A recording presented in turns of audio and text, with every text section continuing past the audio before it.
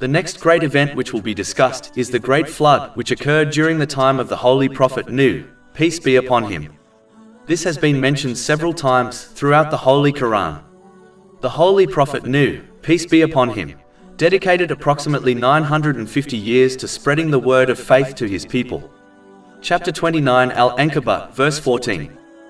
And we certainly sent Noah to his people, and he remained among them 1,000 years minus 50 years, and the flood seized them while they were wrongdoers. After such effort, only a handful of people accepted faith. Chapter 11 Hud, verse 40.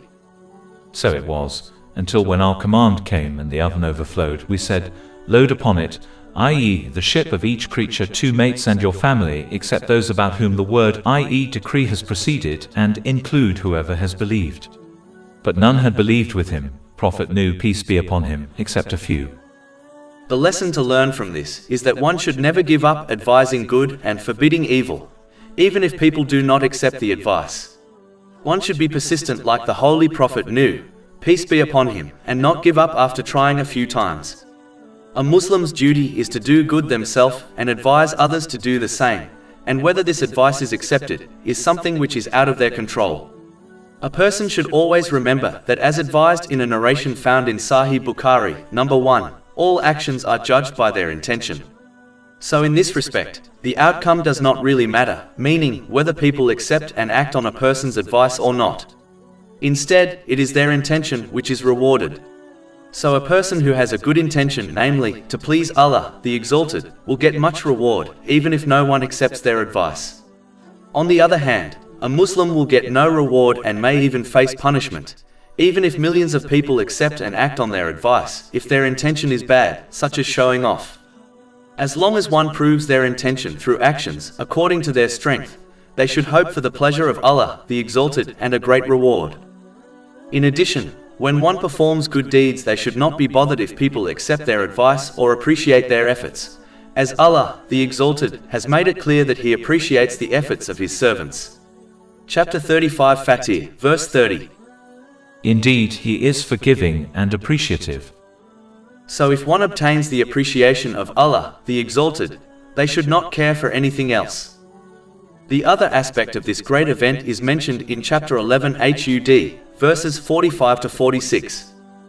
And Noah called to his Lord and said, My Lord, indeed my son is of my family, and indeed your promise is true, and you are the most just of judges. He said, O Noah, indeed he is not of your family, indeed he is one whose work was other than righteous, so ask me not for that about which you have no knowledge. Indeed, I advise you, lest you be among the ignorant. These verses discuss when the non-believer son of the Holy Prophet Nuh, peace be upon him, drowned in the Great Flood. Even though he was the biological son of the Holy Prophet Nuh, peace be upon him, yet Allah, the Exalted, declared that he was not a member of his family, meaning the family of faith. It is important to understand that one should not be proud and rely on their family ties to succeed in the hereafter. Each person will be judged according to their own intention, efforts and deeds. A person can benefit others through good deeds, such as giving charity on their behalf, which has been advised in a narration found in Sahih Bukhari, number 2770.